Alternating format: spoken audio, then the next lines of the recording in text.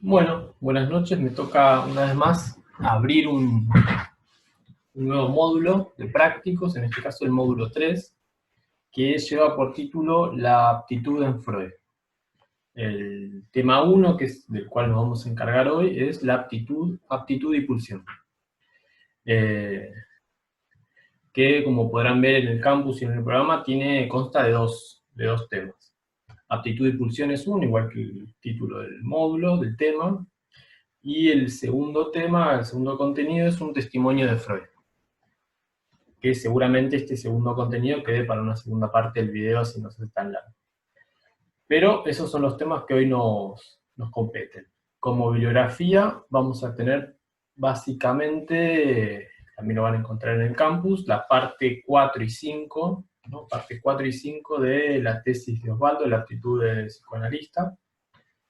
La parte 4 y la parte 5 que son las conclusiones finales. O sea, que es decir que estamos llegando al cierre, ¿no?, del trabajo con este libro y el cierre de, de los conceptos que intentamos ubicar ahí. Entonces decíamos, aptitud y pulsión y un testimonio de Freud. Hago primero un pantallazo de lo que vamos a ver hoy y luego vamos a intentar entrar con un poco más de detalle. Primero, como ven, el término aptitud, ¿no?, que es lo que nos viene orientando y viene funcionando un poco como guía para nuestro espacio, ¿no? Cómo se adquiere la aptitud de psicoanalista. Vamos a hacer un rastreo por el término, ¿no?, por el término aptitud, en particular en un pasaje, ¿no?, que es en el que ubica Osvaldo su tesis, que es el pasaje que se da entre el fin de análisis y la formación del analista, ¿no? La aptitud se adquiere en la tensión entre esos dos términos, el fin de análisis y la formación del analista. Esa sería como el nudo del que se ocupa la tesis, y pensar cómo se adquiere entonces la aptitud de psicoanalista en el fin de análisis.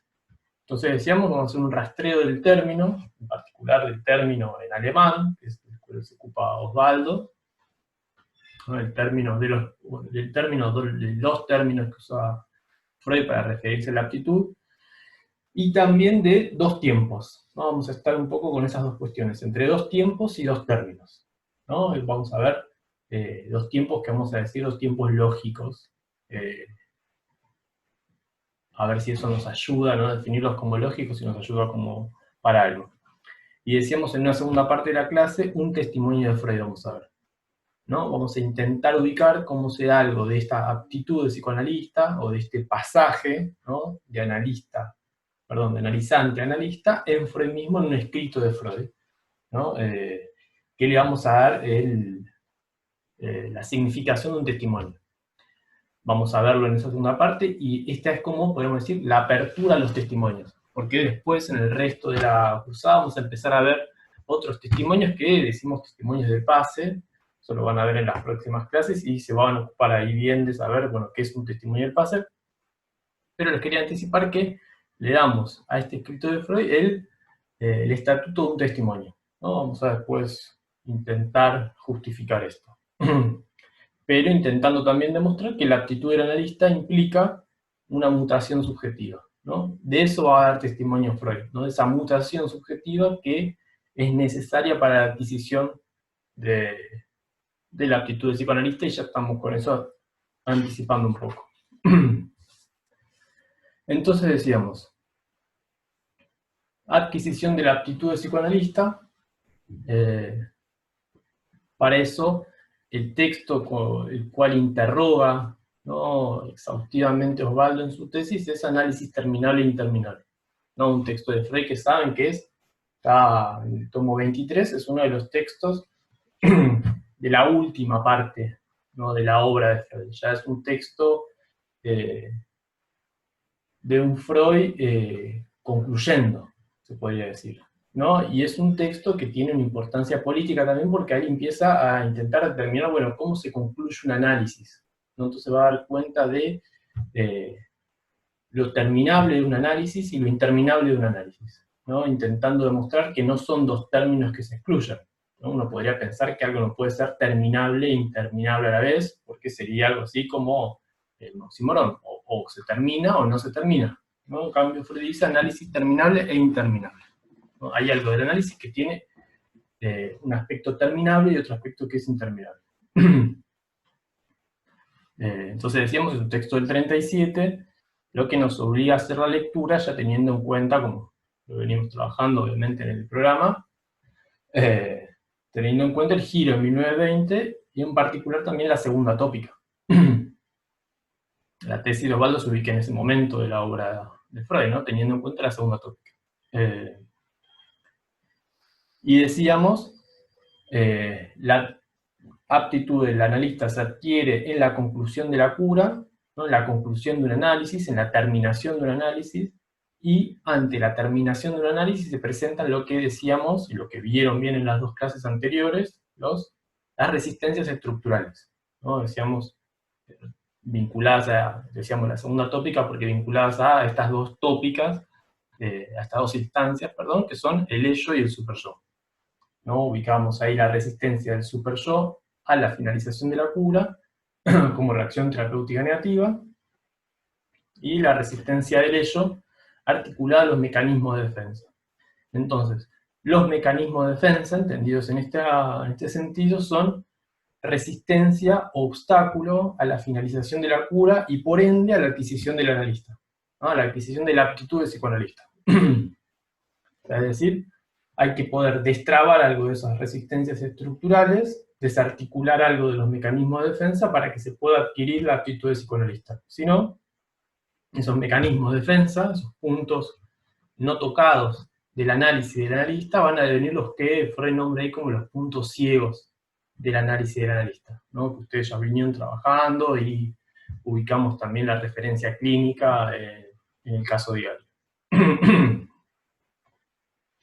Entonces vamos a ver cómo se están articulando entonces los conceptos, ¿no? Las resistencias estructurales y los mecanismos de defensa, y como mecanismos de defensa son resistencias a la finalización de la cura y por ende a la adquisición de la aptitud de psicoanalista.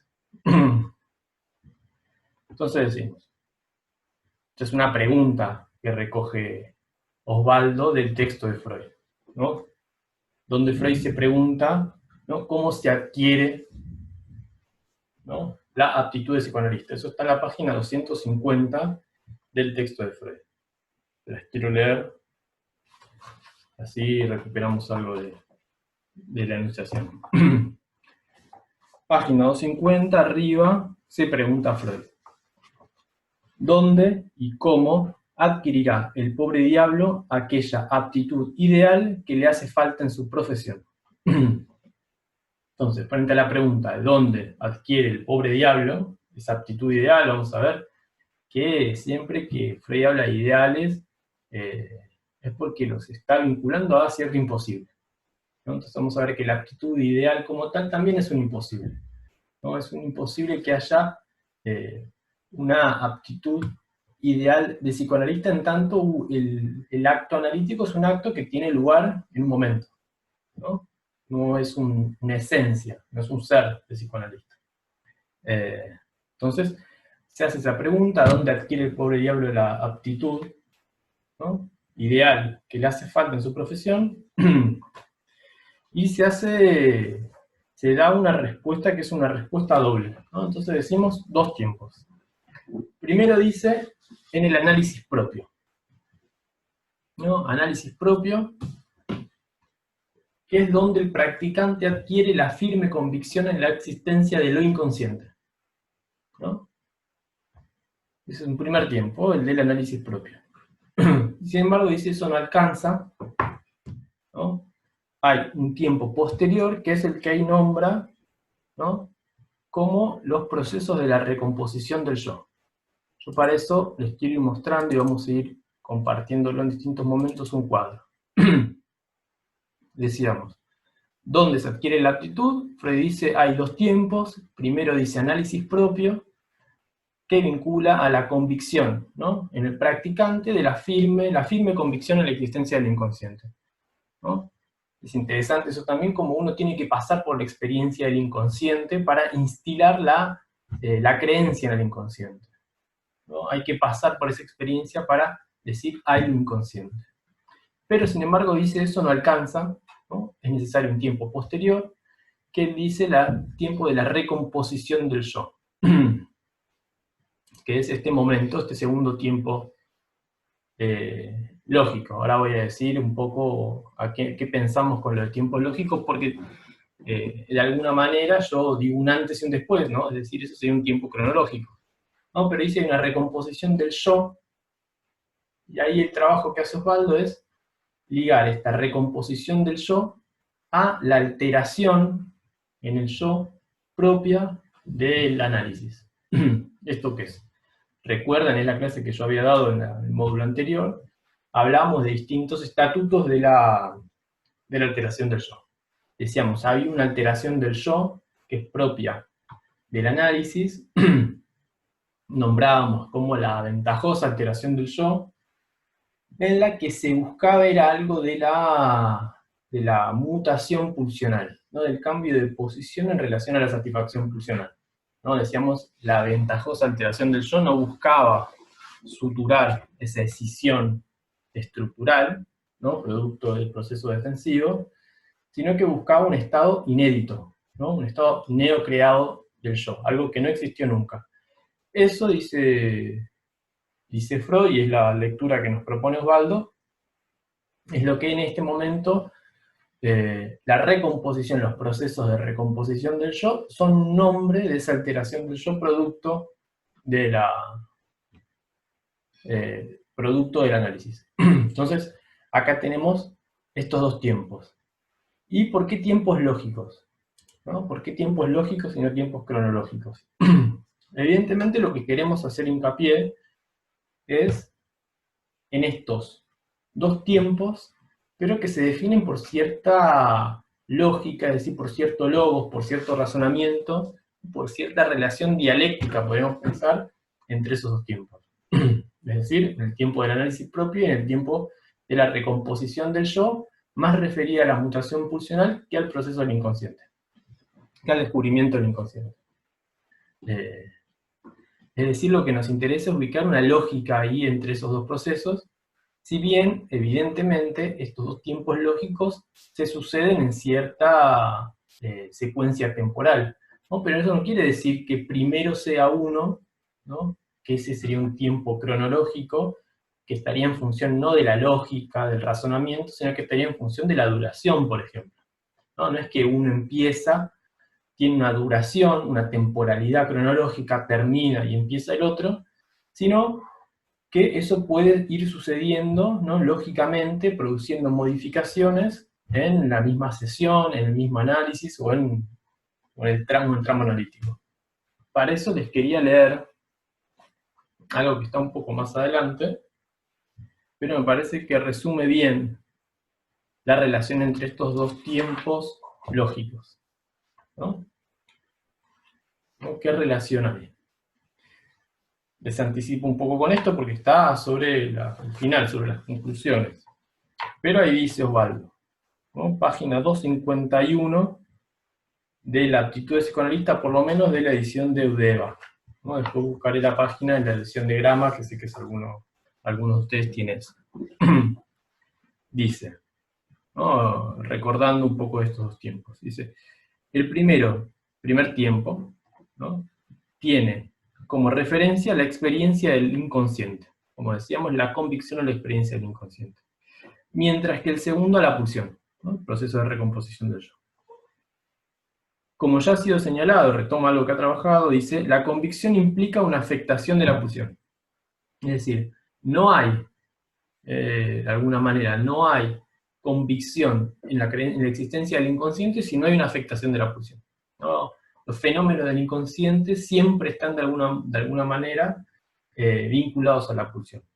Entonces, la convicción del inconsciente implica una afectación de la pulsión y la recomposición del yo, una experiencia del inconsciente, ¿no? Entonces, en ese sentido, estos dos tiempos que decíamos lógicos porque se vinculan por un razonamiento, no por un logos, están enlazados, ¿no? Piensen en la banda de Moebius que quizás hayan visto, que grafica el seminario 10 de Lacan, como esa cinta, esa doble cinta que se pasa de adentro hacia afuera sin cruzar un borde. Entonces estos dos tiempos lógicos, si bien se piensan, ¿no? Por la dialéctica y se pueden pensar como en cierta secuencia temporal, también hay un pasaje de uno a otro en un mismo análisis, por ejemplo. No es que tiene que comenzar uno, finalizar, para que empiece el otro, sino que están enlazados de esa manera, no tienen esa estructura de la banda de Moebius. Entonces decíamos, dos tiempos, entendidos en este sentido, pero ahí está donde Osvaldo ubica que aparte de dos tiempos, Freud usa dos términos, es decir, usa dos palabras en alemán que son diferentes. ¿No? Eso nos empuja a nosotros a cierta dificultad porque evidentemente nosotros en el español, si bien podríamos buscar algunos sinónimos, en el español está traducido y se pierde algo de esa sutileza con un solo término, es decir, aptitud. Entonces acá es que les quiero seguir mostrando este cuadro muy simple, ¿no? Pero que resume algunas de estas cuestiones. Por un lado, los dos tiempos que venimos trabajando, donde quizás después agreguemos algo más, y a eso le agregamos dos palabras, ¿no? Osvaldo encuentra que en esa página, que yo les acabo de leer y que ahora les voy a continuar un poco con la lectura, Freud usa dos términos diferentes para lo que en la edición en castellano, ¿no? La de Amor-Ortu, que es con la que trabajamos, encontramos un solo término que es el de aptitud.